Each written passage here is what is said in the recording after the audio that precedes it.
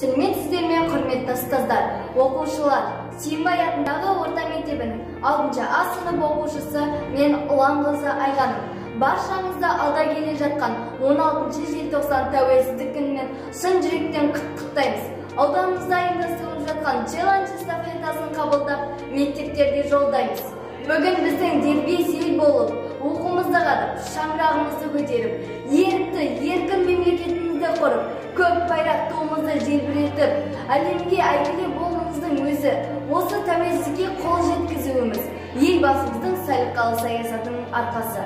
Ел мен елбасы, саясаткер, алдағыны болжай білер, көреген, еліменен елбасының мақсаттары бір екен, тілегенін беріп жүріп халықты тыныштық пен келісімге бөлеген.